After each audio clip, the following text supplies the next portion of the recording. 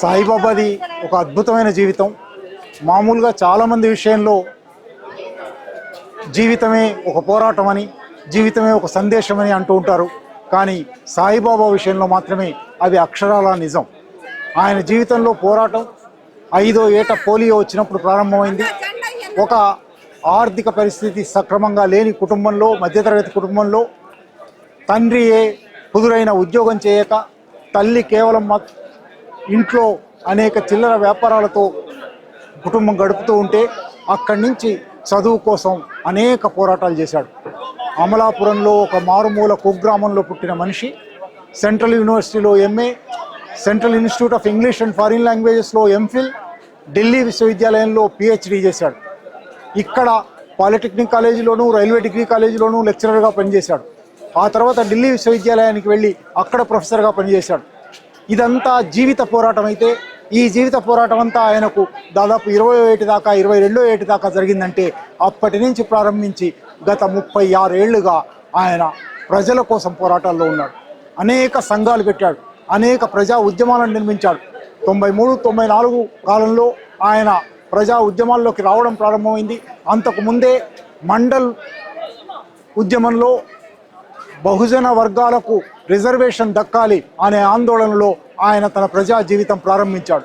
ఆ తర్వాత ఆంధ్రప్రదేశ్ జైల్లో, ఉమ్మడి ఆంధ్రప్రదేశ్ జైళ్ళలో ఉన్న ఖైదీల హక్కుల కోసం ఒక పెద్ద పోరాటం నడిచినప్పుడు ఆ పోరాటం సెక్రటేరియట్ ఎదురుగా 1 నెల రోజుల పైగా నిరాహార దీక్షా శిబిరం జరిపి, నిరాహార దీక్షా శిబిరం మాత్రమే కాదు, చివరికి అప్పటి ఎన్టీ రామారావు ప్రభుత్వం దిగి వచ్చి ప్రతినిధి బృందంతో చర్చలు జరిపింది. జైలు ఖైదీలకు అనేక హక్కులు కల్పించింది.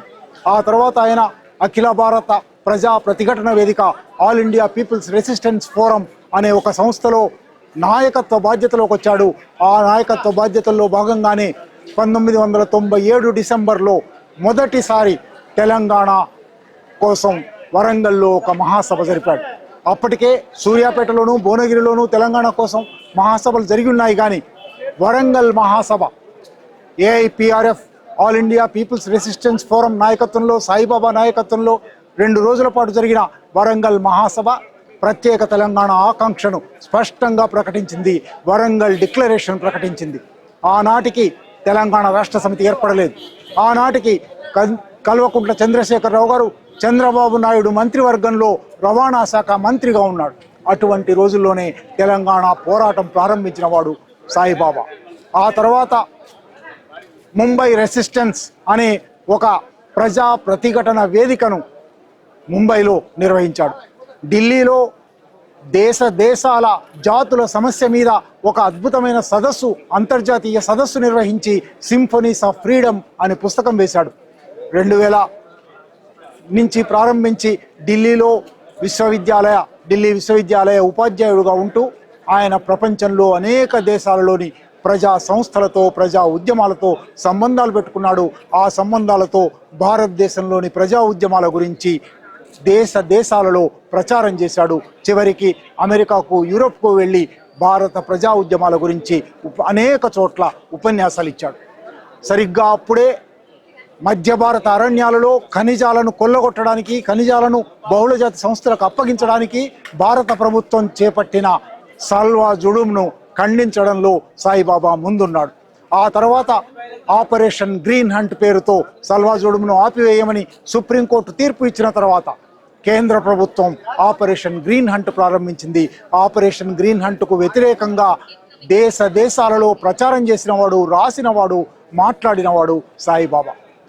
ఆ ఆపరేషన్ గ్రీన్ హంట్కు వ్యతిరేక ప్రచారం చేశాడు కాబట్టి ఆ కోపంతోనే 2013లో ఒక దొంగ కేసులో ఆయన ఇంటి మీద దాడి చేశారు. ఛత్తీస్గఢ్లో ఎక్కడో ఒక దొంగతనం జరిగింది, మహారాష్ట్రలో ఎక్కడో ఒక దొంగతనం జరిగింది. ఆ దొంగతనంలోని వస్తువులు మీ ఇంట్లో ఉన్నాయని మాకు తెలిసింది, అందుకని సోదా కోసం వచ్చాం అన్నారు. ఆయన కంప్యూటర్లు ఎత్తుకుపోయారు. ఆయన పిహెచ్డి, ఆయన దేశంలోనే అంబేద్కర్ వాద దృష్టి నుంచి భారతదేశంలో భారతీయ ఆంగ్ల నవలల గురించి ఒక అత్యద్భుతమైన పిహెచ్డి థీసిస్ రాశాడు. ఆ థీసిస్ కోసం రాసుకున్న నోట్సు, ఆయన పుస్తకాలు అన్నీ ఎత్తుకుపోయారు. ఆ 6 నెలల తర్వాత ఆ కంప్యూటర్లలో ఆయనకు మావోయిస్టులతో సంబంధాలని ఆధారాలు దొరికాయి. ఆయన కేసు పెట్టారు. ఆ కేసు కింద ఒక ఏడాది పాటు జైల్లో ఉండి బెయిల్ మీద బయటకు వచ్చాడు. 2017లో ఆయనకు ఒక 950 పేజీల తీర్పులో ఆ జడ్జికి ఆ తర్వాత మహారాష్ట్ర ప్రభుత్వం అత్యున్నత పదవులు ఇచ్చింది. ఆ తీర్పులో ఆయన ఏ ఆధారము లేదు, కానీ ఈయనకు కాళ్ళు కూడా లేవు, 90% డిసేబుల్డ్, కానీ ఈయన మెదడు చాలా ప్రమాదకరమైనది, ఈయన మీద ఇంకా ఎక్కువ శిక్ష వేయాలని నాకున్నది, కానీ చట్టంలో యావజ్జీవ కారాగార శిక్షే అత్యధికం, కాబట్టి యావజ్జీవ కారాగార శిక్ష వేస్తున్నాను అన్నాడు. 3 ఆదివాసులు, 3 బయటి ప్రపంచంలో, ఒక ఆయన ఉత్తరాఖండ్లో సీనియర్ జర్నలిస్టు, ఒక ఆయన జవహర్లాల్ నెహ్రూ విశ్వవిద్యాలయంలో పరిశోధక విద్యార్థి, 3 ఆయన సాయిబాబా. ఈ 6 మీద కేసు పెట్టారు. 6లో 5 యావజ్జీవ శిక్ష వేశారు.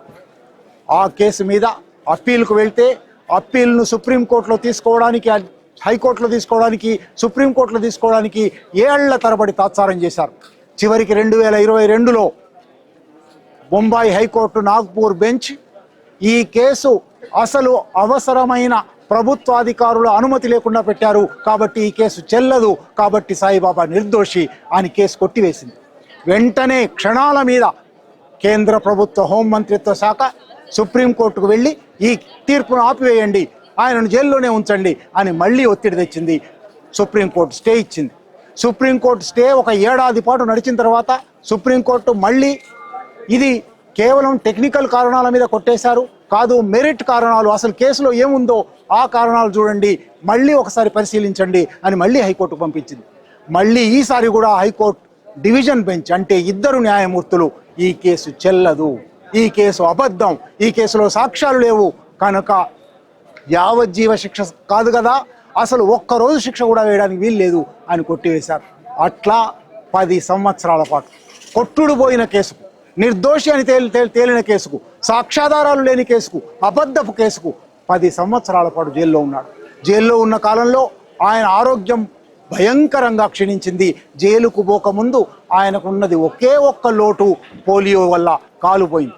మిగిలిన ఏ అవయవానికి ఏ ప్రమాదం లేకుండింది. కానీ జైలు నుంచి బయటకు వచ్చేసరికి 10 సంవత్సరాలలో 14 వేరు వ్యాధులు ఆయనను చుట్టుముట్టాయి. కిడ్నీ చెడిపోయింది, హృదయం చెడిపోయింది, లంగ్స్ చెడిపోయాయి.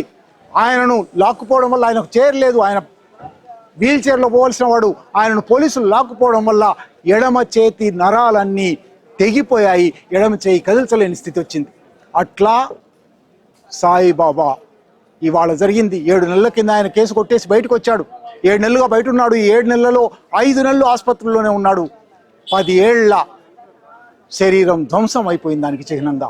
ఇవాళ ఆయన అకాల మరణం, అసహజ మరణం, ఆపరేషన్ కాంప్లికేషన్స్ వల్ల జరిగింది అని అంటున్నారు, కానీ ఎంత మాత్రమూ కాదు.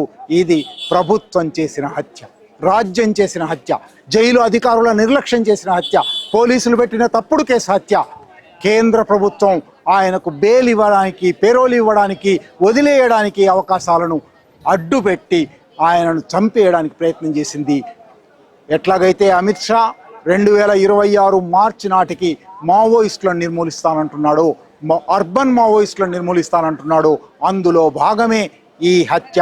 నిజానికి దీనికన్నా ముందే ఆయన సహముద్దాయి అయిన పాండు నరోటే అనే ఆదివాసి యావజ్జీవ శిక్షపడి జైల్లో చనిపోయాడు.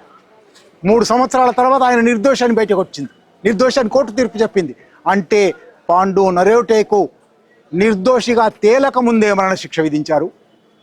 సాయిబాబాకు నిర్దోషిగా తేలిన తర్వాత 7 నెలలకు మరణశిక్ష విధించారు. ఇది రాజ్యం విధించిన మరణశిక్ష.